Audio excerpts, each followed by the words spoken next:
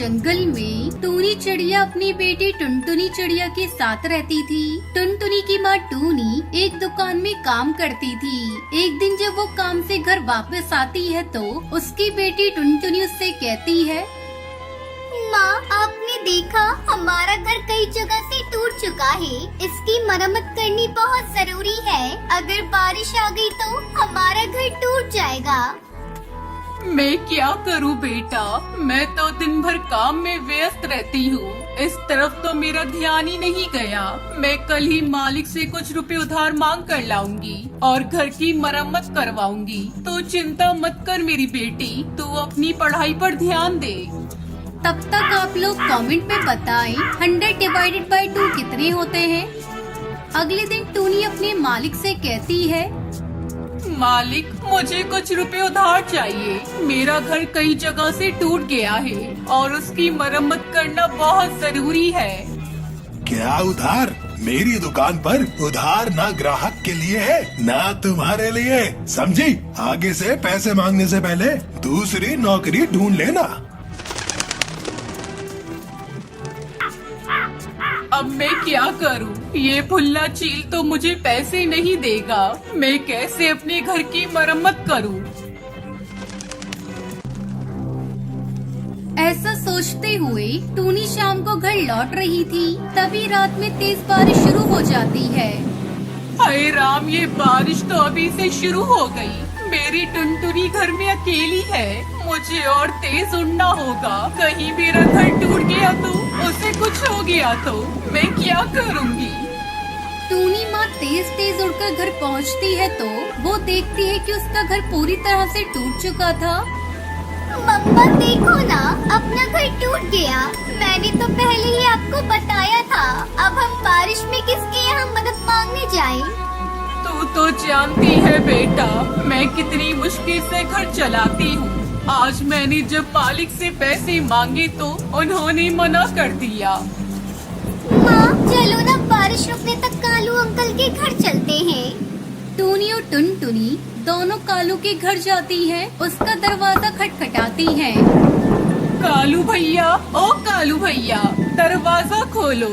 मेरा घर इस बारिश में टूट गया है, हमारी मदद करो।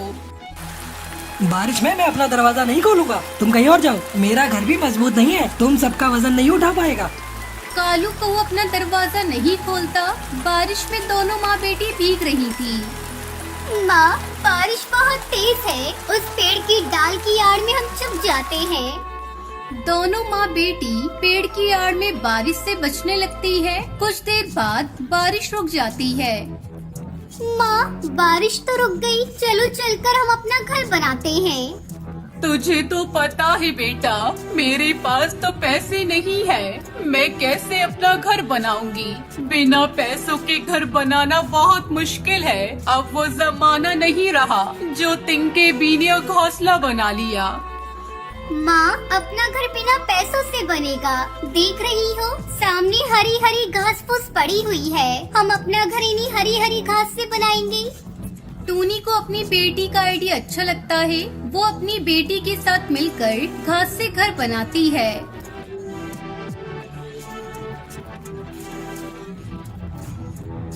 हरी घास का घर देखने में बहुत सुंदर था। अंदर उसमें बहुत ठंडक थी।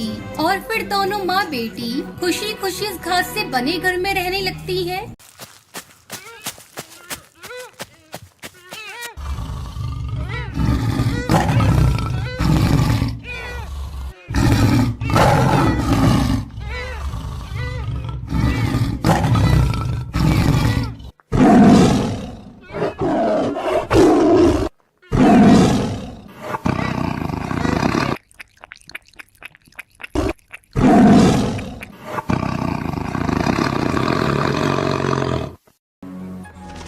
एक जंगल में टुनटुनी चिड़िया अपने 2 बच्चों के साथ रहती थी। उसका पति कालू कौआ अपने खेत में आम की खेती करता था। आम बेचकर उसे अच्छी कमाई हो जाती थी, जिससे उसका पूरा परिवार खुशी से अपना जीवन बिता रहा था। एक दिन टुनटुनी अपने पति से कहती है, अरे पिंकी के बापू, मैं सोच रही थी इस बार नए साल पे अपने बच्चों को लेकर कहीं बाहर घुमाने चलते हैं। हाँ पिताजी, मेरी सारी सहेलियाँ नए साल की पार्टी मनाने शहर जा रही हैं। आप भी हम लोगों को लेकर शहर चलिए ना। नहीं बेटा, तुम्हें पता है ना, शहर में महामारी फिर से फैलने लगी है। ऐसे में पार्टी करना ठीक नहीं। ऐसा करो, तुम लोग इस साल घर में रहकर ही नया साल मना लेना। तब तक आप लोग कमेंट पे बताएं 56 into 6 कितने होते हैं। कुछ दिन इसी तरह बीत जाते हैं। एक दिन कालू जब अपने खेत पर आम को तोड़ने के लिए जाता है तो देखता है कि उसकी सारी फसल बर्बाद हो चुकी थी। वो दुखी होकर घर लौटता है। उसे दुखी देखकर उसकी बेटी पूछती है, क्या बात है पिताजी, आज आप बहुत उदास लग रहे हैं। आज आप हमारे लिए मिठाइयाँ भी नहीं लाए। हाँ जी, आज ऐसी कौन सी बात हो गई? पहले कभी आपको इतना उदास और दुखी नहीं देखा। क्या बताऊं पिंकी की माँ, पता नहीं कैसे सारी फसल एक ही रात में बर्बाद हो गई। अगर मैं फसल को बाजार में नहीं बेचूंगा तो पैसे घर कैसे आएंगे? मैं अपने बच्चों के लिए कहाँ से नए साल का तोहफा ला कर दूंगा।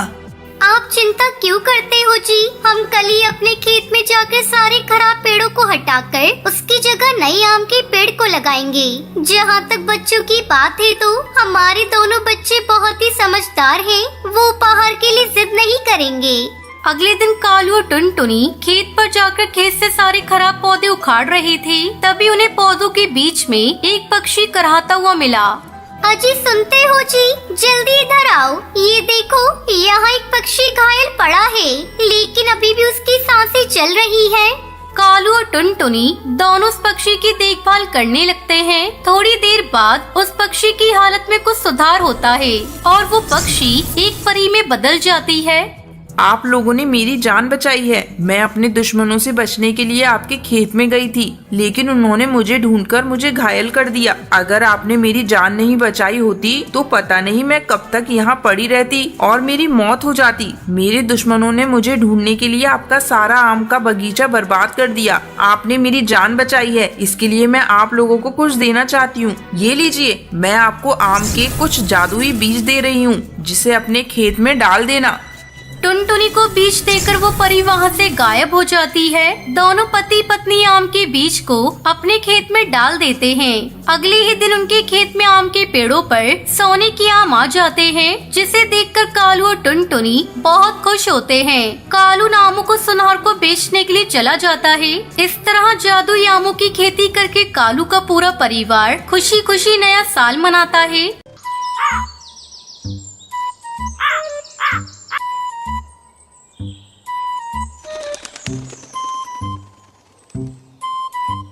शिमला के जंगल में चमेली कौवी अपने पति कड़कनाथ और बेटे कालू कौवे के साथ रहती थी। चमेली कौवी का पति टैक्सी चलाता था। एक दिन उसकी टैक्सी का एक्सीडेंट हो जाता है और चमेली के पति की मौत हो जाती है। कड़कनाथ की मौत के बाद चमेली कौवी के लिए घर चलाना बहुत मुश्किल हो गया था। तब उसने अपने बेटे कालू कौवे को एक होटल में नौकरी दिलवा दी। इस तरह कई साल गुजर गए। अब कालू कौवा बड़ा हो चुका था। एक दिन चमेली कौवी भोजन देती हुई कहती है, बेटा, मैं बूढ़ी हो चुकी हूँ। जिंदगी कब साथ छोड़ दे कुछ पता नहीं। मुझे रात दिन तेरी चिंता सताती रहती है। मेरे मरने के बाद तेरा क्या होगा? माँ, तुम ऐसी बातें क्यों कर रही हो? तुम्हें तो अभी बहुत जीना है। वो सब तो ठीक है बेटा, मैं सोच रही हूँ तेरी शादी कर दूँ। बहू घर में आ जाएगी तो मेरा भी बोझ कम हो जाएगा। अगर तू कहे तो मैं तेरे लिए कोई अच्छा रिश्ता देखना शुरू कर दूँ। माँ, तुमने मेरी शादी करने का मन बना ही लिया है। तुम्हें मना करने वाला कौन होता हूँ? जो तुम्हें ठीक लगे वो करो। अगले दिन चमेली कौवी हरी तोती के पास जाती है। क्या बात है चमेली भाभी, आज मेरे घर आना कैसे हुआ? क्या बताऊं बहन, अपने कालू के लिए मैं एक अच्छा रिश्ता तलाश कर रही हूँ। तुम्हारी नजर में कोई अच्छा रिश्ता हो तो मुझे बताओ। ये बात आपने बहुत अच्छी कही भाभी। ये देखो, कल ही एक चिड़िया की फोटो आई है, टुनटुनी नाम है। इसके साथ तुम्हारे बेटे की जोड़ी बहुत अच्छी रहेगी। बस एक ही कमी है, तुम्हें दहेज में कुछ भी नहीं मिलेगा। हरी तोती, मुझे अपने बेटे का घर बसाना है, मुझे दहेज नहीं चाहिए। जल्द ही टुनटुनी चिड़िया और कालू कौवे की शादी हो जाती है। टुनटुनी चिड़िया खुशी खुशी अपने ससुराल आ जाती है और अपनी सास और पति की सेवा में सारा समय लगा देती है। बहू, थोड़ा अपने ऊपर भी ध्यान दिया कर। दिन भर मेरी और कालू की सेवा करती रहती है। मैं तुमसे बहुत खुश हूँ। इसी तरह समय गुजरने लगता है। टुनटुनी चिड़िया एक बच्ची की माँ बन जाती है। घर में खुशियों का माहौल था। अचानक एक दिन कालू की होटल का मालिक होटल को बंद कर देता है। अब क्या होगा माँ? घर का खर्च कैसे चलेगा? मैं अपनी इस नन्ही सी बच्ची का पालन पोषण कैसे करूँगा? आप इतना मत घबराइए जी। इतना घबराएंगे तो कैसे काम चलेगा? हिम्मत रखिए, जल्द ही आपको कोई नया काम मिल जाएगा। हाँ बेटा, बहू ठीक कह रही है। तू इतना मत घबरा, हम सब तेरे साथ हैं। अगले दिन से कालू कौआ नए काम की तलाश में इधर उधर भटकने लगा, लेकिन उसे कोई काम नहीं मिला। 1 महीना गुजर जाता है। घर के सारे पैसे खत्म होने वाले थे। तभी एक दिन टुनटुनी चिड़िया कालू कौवे से कहती है, सुनो जी, अब से तुम्हें काम की तलाश में जाने की कोई जरूरत नहीं। हम अपना खुद का ढाबा खोलेंगे। तू पागल हो गई है क्या बहू? तुझे पता भी है ढाबा खोलने के लिए हमें एक दुकान किराए पर लेना होगा और अपने पास इतना पैसा भी नहीं है। अरे माँ जी, ढाबा खोलने के लिए दुकान की कोई जरूरत नहीं। ससुर जी की टैक्सी है ना, बहुत दिनों से गोदाम में पड़ी है। कालू जी आप जाइए और जाकर उसकी मरम्मत करवा कर ले आइए। हम लोग टैक्सी में ढाबा खोलेंगे और जंगल में घूम घूम कर अपना बनाया हुआ भोजन सस्ते दाम पर जंगल की पक्षियों को खिलाएंगे। अब कालू कौवे के टैक्सी ढाबे को देखकर कुछ पक्षी उसके ढाबे पर आते हैं। टुनटुनी चिड़िया कालू कौवा मिलकर बड़े प्यार से अपने टैक्सी ढाबा का बना हुआ भोजन उन पक्षियों को खिलाते हैं। इस तरह टुनटुनी चिड़िया और कालू कौवा मिलकर अपना ढाबा चलाने लगे और खुशी खुशी अपने परिवार के साथ रहने लगे।